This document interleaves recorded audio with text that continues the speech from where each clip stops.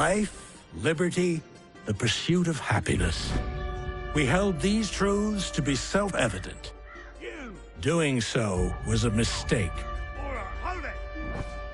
Since the moment of its discovery, this had been a country defined not by hope and vision, but treachery and greed. And so for every one of us who sought to escape the king's tyranny, there was another who wished instead to control it. Get 'em, boys! America was not just a new world, but a new opportunity, with land and resources ripe for the taking. Fortunate, then, that we had the means to fight them. History speaks of a war, one in which men rose up against an empire so that they might be free. This is the revolution you know.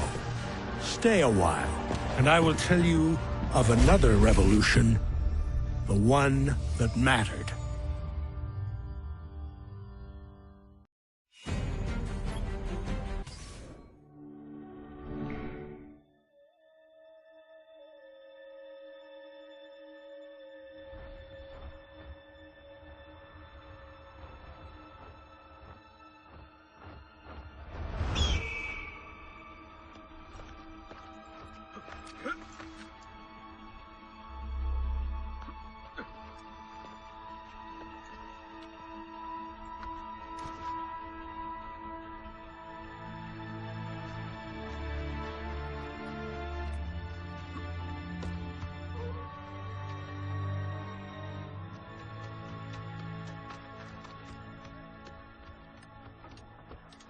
We are in desperate need of replenishment to our mercury supply.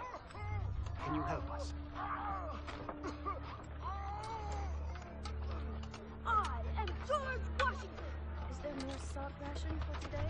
No. Oi, mate. Want to sit for a round? Quietly. Follow me. He's marching for Saratoga, due east of here. They left 3 hours ago. The man's a bloody butcher. Women, children, anything in his path. You must bring him down.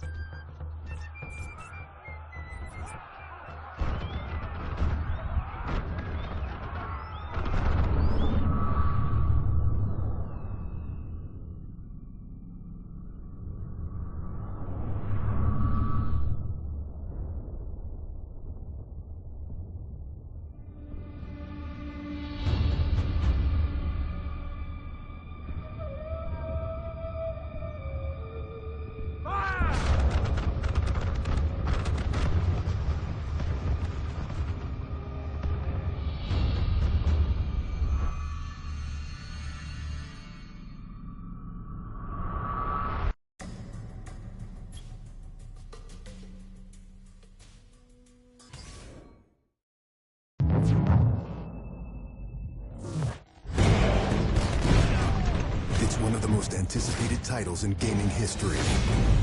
Now, in this 4-part series, get an inside look on the making of this truly revolutionary game. Inside the process of the creative team, the designers, writers, artists, and animators who brought it to life. That's what we need. It's going to be better than the cloud of smoke. Inside the technical breakthroughs that made it all possible. And inside the American Revolution, with interviews from war historians. There was a slaughter on the ground. Soldiers. It's guerrilla warfare. And weapons experts. They would use their weapon in whatever way they could. Who show us just how brutal the war really was. This is Inside Assassin's Creed 3. I don't think people realize how big an undertaking it is, how many people it takes to sort of achieve the level of quality and scope that we have. Assassin's Creed 3 is a big-scale game. The amount of things that are produced per day, that are developed per day, it's amazing. The team has grown to be several hundred people in 5 studios around the world, all of them working on really specific elements, so the amount of work is just staggering. In total, it's over 30 hours of gameplay, and we have 2.5 hours of cinematics, which is as much as any major length movie, or even more. We have an amazing team on AC3. Everyone's super passionate about the project. When we started AC3, we knew it had to be big and ambitious and different. It's very rare in your career that you get an opportunity to try and go for the gold medal, and we really felt like this was our shot at it. A lot of tired people on the floor right now, but a lot of happy, tired people.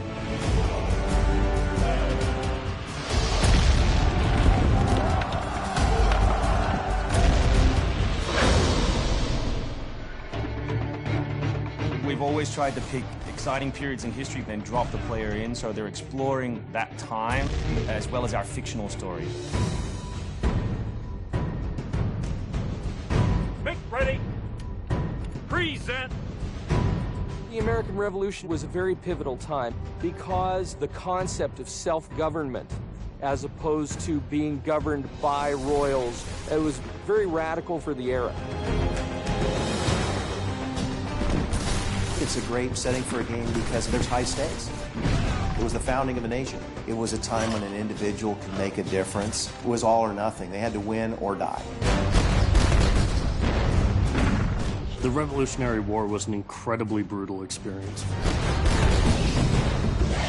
This is something you just don't really hear about in the history books, and something we wanted to bring to life in the game.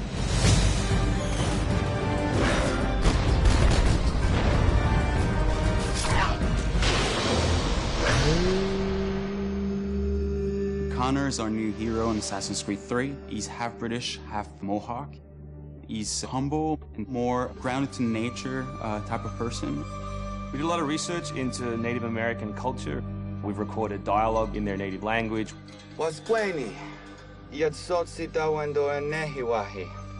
Excellent. I loved it. And we've tried very hard to reflect their culture as accurately as possible. His name, Kanatahséhton, it refers to a life that is scratched, meaning that he had to struggle to survive. Connor, as a hero, is someone who sees himself as a defender of the people. He's more inclined to justice than revenge. It's one thing to declare our independence. Now, my friend, we must make it so. Connor's goal is to assassinate key historical figures at major battles, at major events during the Revolution.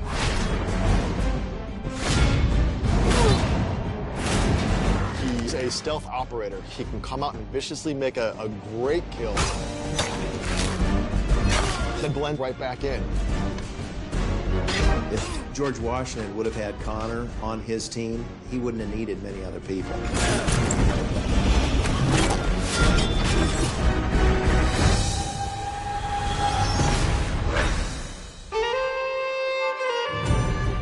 Anvil Next is an engine that gives us the possibility to do things that were not possible to do before. The weather system, the seasons, the formidable snow, bigger worlds in general, the ocean. It's the sum of 3 years of improvements that we've built upon. Brand new navigation system, brand new combat system, 2,500 characters on screen at any one time, being able to cut through interiors in the city. Anvil Next is a massive leap forward in terms of gameplay opportunities. Cliffs, trees, climbable stuff, the water, that was pretty exciting, but also very challenging. We've got the frontier. As well, we've got two of our major cities, Boston and New York. Once we dug up maps from the period, we tried to match street for street or major avenue for major avenue. We recreated Boston and New York at about 1:3 scale. We set out with crazy ambitions for this game, and with Anvil Next, it brings the experience to a whole new level. The fascinating thing for us is that we can bring history to life. We can actually make it a place that's explorable and vibrant and real. We hope we're offering by far the biggest and best Assassins yet. Next time on Inside Assassin's Creed 3, combat, weapons, and tactics. American tactics were really frowned upon by the British. He's trained in a very different style of fighting to the British soldiers. Connor is essentially the first guerrilla fighter.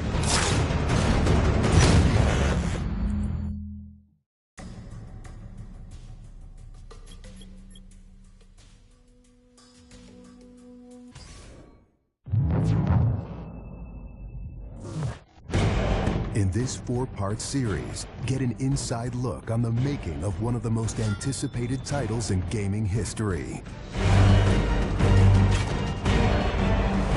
This is Inside Assassin's Creed 3.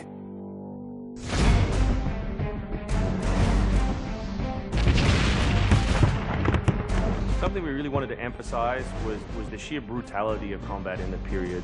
We've all seen the paintings of the Revolution, and death is glorified, death is angelic, but it wasn't that way on the battlefield. It was a brutal conflict. It feels that you're constantly going through dynamic fights, and that's not something technically we could do in the past. So it was like a personal challenge on the team to say, no, I think we can do this.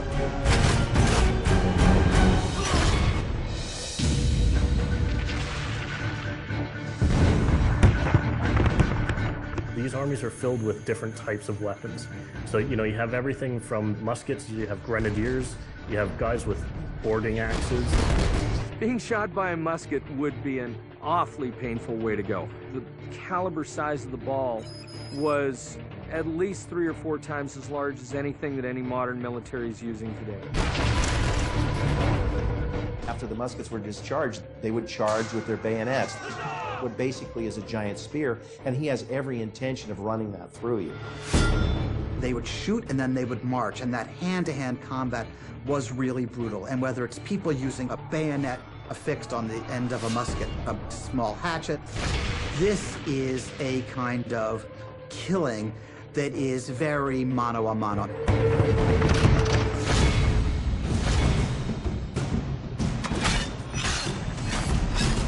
All the animations, all the weapons are brand new.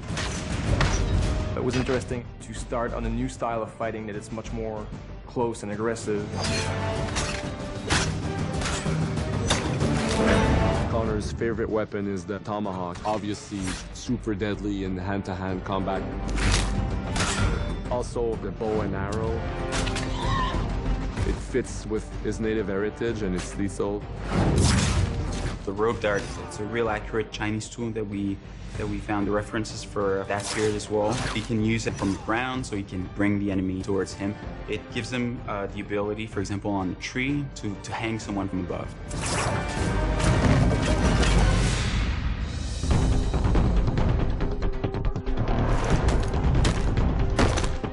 In Assassin's Creed 3, the one thing that we decided to do is to revamp the fight system from scratch.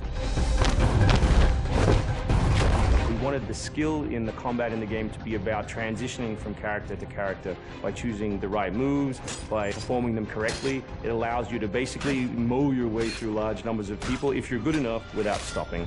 What do you do if you go into a bunch of guys with muskets and they try and shoot you? So we had to figure out, can you dodge them? Can you run away? And we've added all these options, but our big one is the meat shield, where you can grab a guy and just he gets shot instead. Our mocap guys are stuntmen. We spend a long time with them rehearsing and figuring out exactly what would be the greatest choreography. Great to go through, you know, like multiple people. Connor is trained in a very different style of fighting to the British soldiers. The close quarters flow of the combat that's happening between the punches, the kicks, and everything else is indicative of what happens in the real world.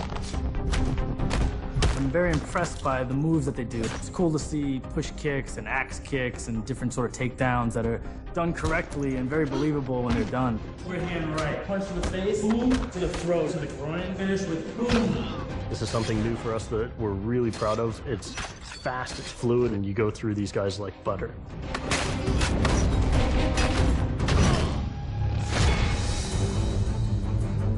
Connor is essentially the first guerrilla fighter. He's someone whose goal is always to move behind enemy lines, to pick off his target, and to escape. Employing guerrilla tactics, or what we now know today as asymmetric warfare, was something that truly was a component of the American Revolution. They learned what we would think of as guerrilla-style warfare. You know, you sort of hit quickly and then disappear. American tactics were really frowned upon by the British because the Americans did adapt the tactics that were used by the Native Americans from the French and Indian War. The first big battle at Lexington and Concord takes place on a New England town green. And as the soldiers march back to Boston, they are marching along a dirt road lined by stone. You know, it's not the most effective strategy, wearing your bright red coat and march through the woods while some farmer's trying to shoot at you. The Americans brought a tactic that they couldn't really cope with. They essentially took it away from the battlefield and they started guerrilla tactics.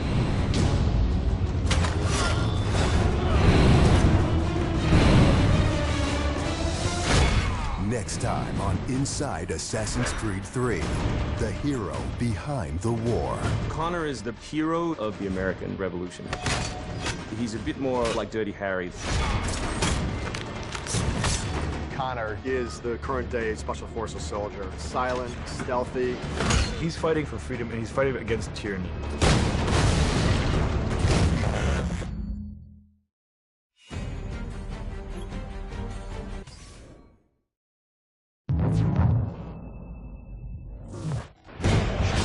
In this 4-part series, get an inside look on the making of one of the most anticipated titles in gaming history.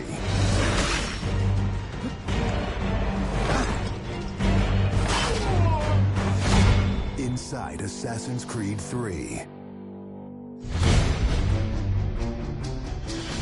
Connor is the brand new hero in the game. He's a brand new assassin. He's half Native American, half European. We wanted to build that base conflict into his background. Why are you here? When he begins his journey, he has a very clear sense of what is right and what is wrong. He is forever motivated by a desire to do the right thing. Commander, Connor. He's fighting for freedom and he's fighting against tyranny. You as Connor, as the assassin, are the critical part of the American Revolution.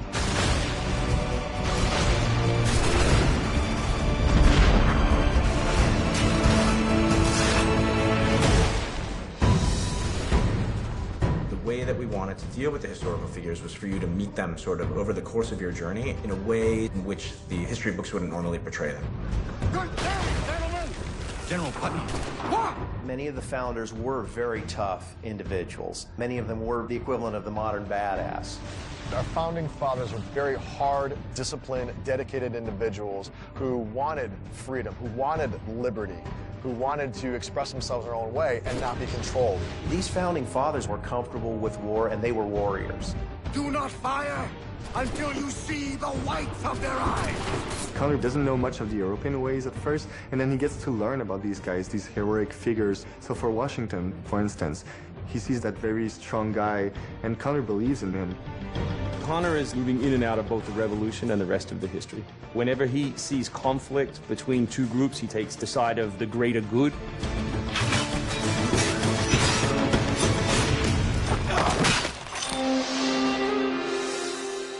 We've We've been working very closely with the Mohawk consultant on values as well on language. We are Ganyetgahaga. Ganyetgahaga means the people of the Flint. Aguruteka, you're doing great. And our language is called Ganyetgaha. Every time that he's with his people or in his village, they speak the language, which I think is really cool.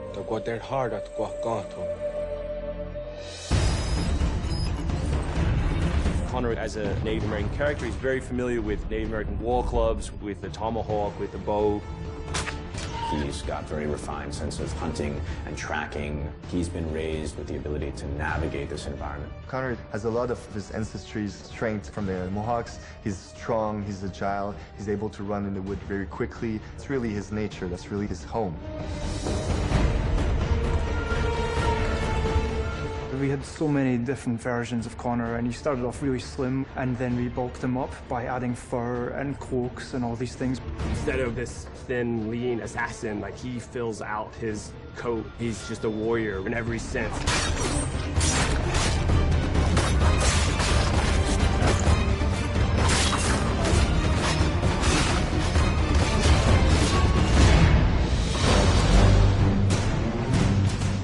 The animation team has built over an hour of new animations just for Connor alone. We started by looking at lots of military moves and even traditional ones of how you would fight with a tomahawk. We looked at that and we just thought it wasn't awesome enough. So we went really brutal, and it wasn't just throwing in blood.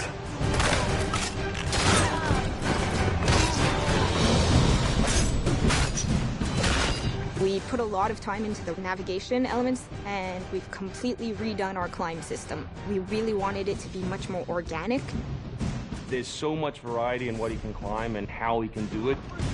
Connor moves are directly inspired by parkour. Parkour is basically all about efficiency of movement, the quickest manner from point A to point B. When you see specific parkour movements, Connor doing a lazy vault or a dive roll, the movements themselves are very accurate. Connor moves in the game like I want to move in real life.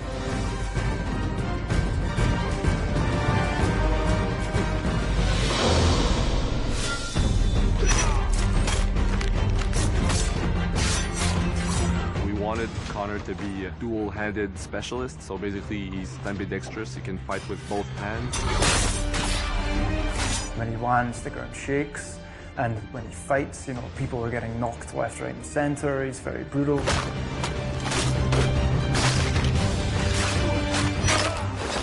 He is battle-driven. He's brutality, and is the type of assassin who comes up and kills without question or hesitation.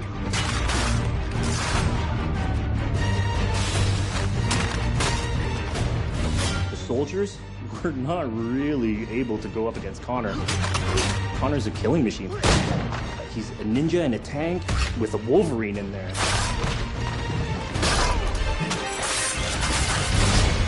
Next time on Inside Assassin's Creed 3. America by land and sea. You control the sea and you control the conflict.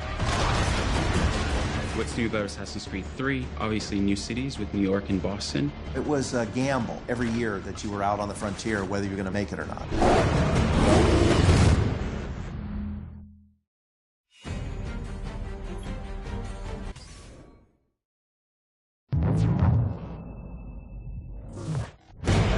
In this 4-part series, get an inside look on the making of one of the most anticipated titles in gaming history. This is Inside Assassin's Creed 3. Ever since Europeans arrived in North America, they had been involved in shipping goods back and forth across the Atlantic Ocean. In order to make this economic system work, the British tried to control the goods that are going to the colonies. And it was this goods coming back and forth which made a few places on eastern North America important. Whether it's the Boston Tea Party or the Boston Massacre. Fire!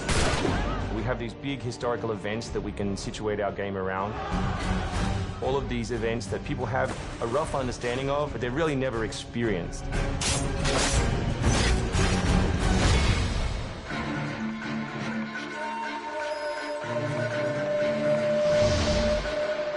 We had to go back and get our historian to find us accurate maps from the era of what Boston and New York looked like. These are actual replicas of the cities. If you're familiar with those cities, you should have that sort of eerie feeling of finding familiar sights. We really wanted to push the animations and just make it look like it's a real living world. As you walk through the crowd, you'll also see animals in the streets. They'd have a pig, they just clip his ear in a certain way, and they'd let him go in the street. And then he'd eat garbage, and then when it was time to eat the pig, you'd go and find your pig, and you'd slaughter it and eat your pig. We've got a lot of new ingredients that just bring a new, fresh feeling to the gameplay inside of the cities.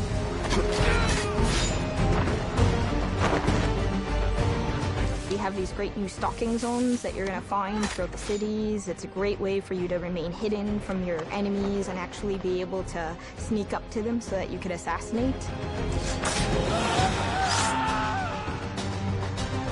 We've got this amazing dynamic weather system in, so we can see not just the time of day passing, but also going in and seeing the same environments, not just in the summer, but in the winter as well.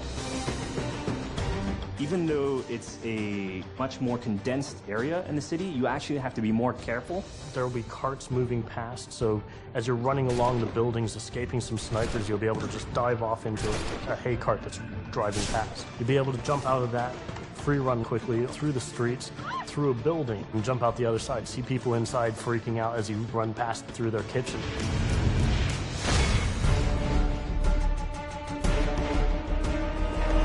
Living on the frontier was extremely difficult. Not only did you have harsh winters, cold, freezing temperatures, in the summer you had heat, humidity, so it was a gamble every year that you were out on the frontier whether you're going to make it or not.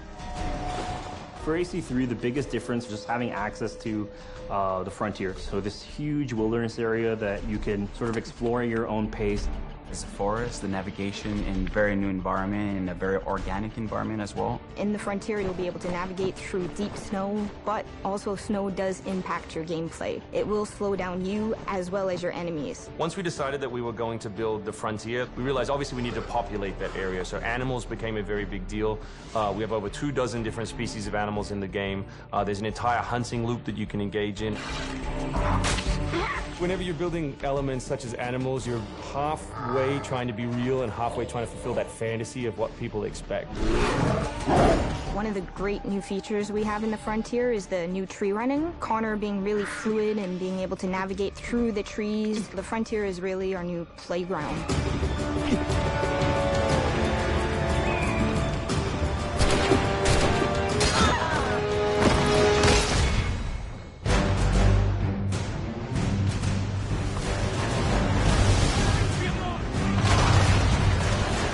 This war at sea was truly a global war and involved not only the British, but the French and the Spanish and the Dutch.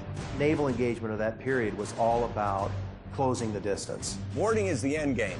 You've got to be able to close with the enemy, get alongside, then get on board to steal his ship. You want to take that ship intact if you can, because that's where you get your prize. The prize is whatever is on that ship that you want.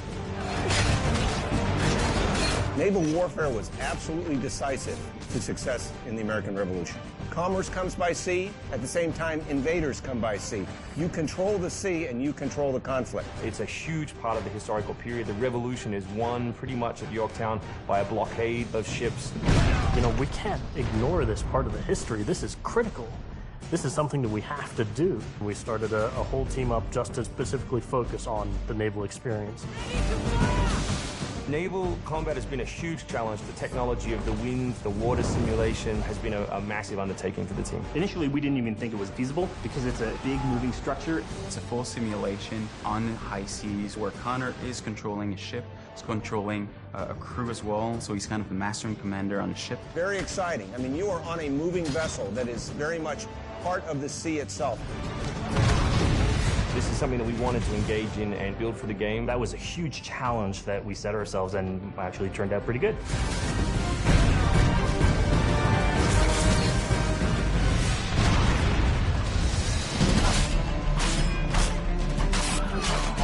If you haven't played any Assassin's Creed games before, we really think this is a great point to get on board. It is a new story, it is a new character. This team is full of people who love making Assassin's Creed, who are delivering just an astoundingly polished and fun experience. As a creator, nothing gets better. To be frank, it just looks great. Seeing all of this coming together at the end, it's amazing. For new fans, really, this is about as good as it gets. It's by far the biggest and best Assassins yet.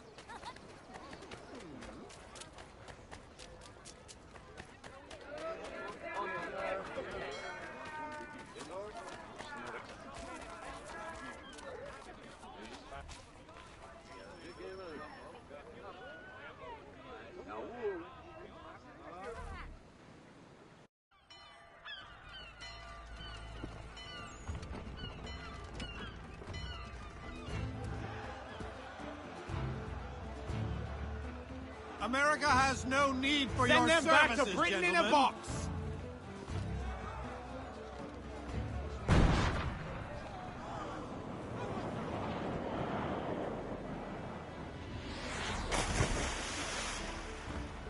Death to the oppressors! Cut them down!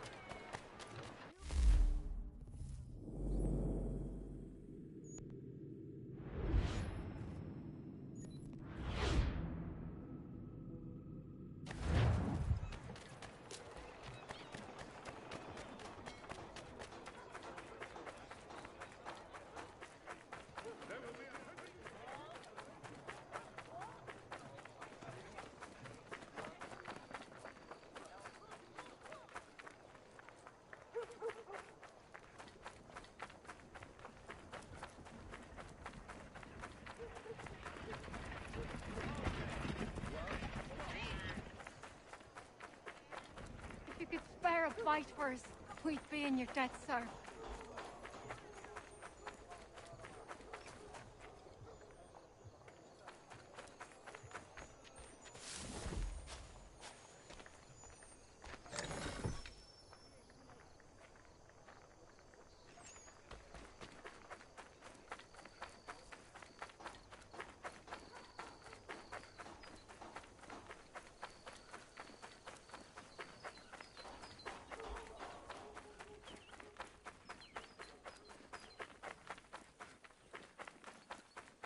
I don't much care where you find it. Just get...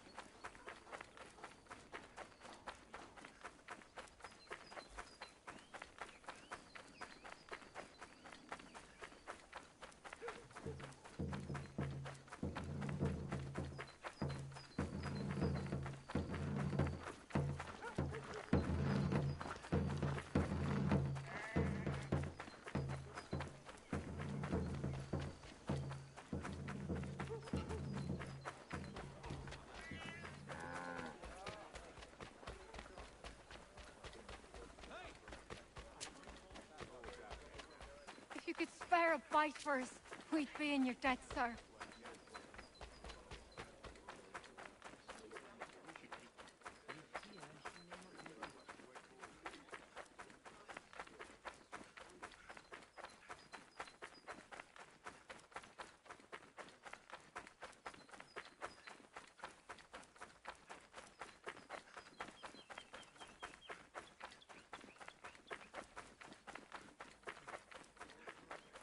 Anything.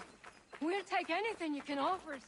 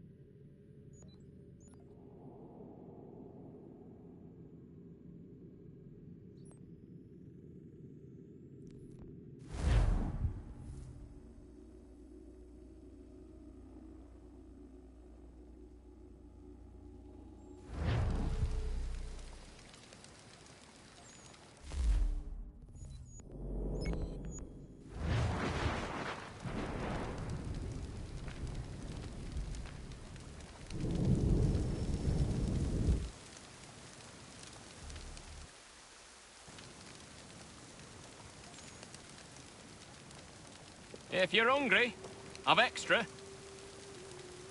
No, thank you. Where is everyone? Gone west. Been a while since they left. Seems some fella from New York was granted the land by Congress. What? Seeing it happen more and more. Government says they don't take land that's already owned, but...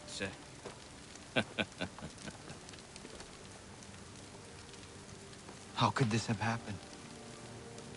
We're on our own now. No more merry English parts and labour. Which means we gotta go at it ourselves. Gotta pay for it too. Selling land is quick and easy, not quite so nasty as taxes. And since some say they're what started the old war, ain't no rush to bring 'em back. Clever men, these new leaders of ours. They know not to push it just yet. Too soon for taxes. Too British.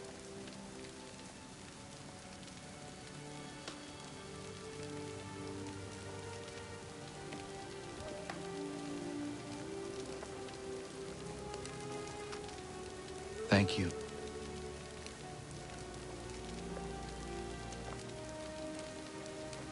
Be safe.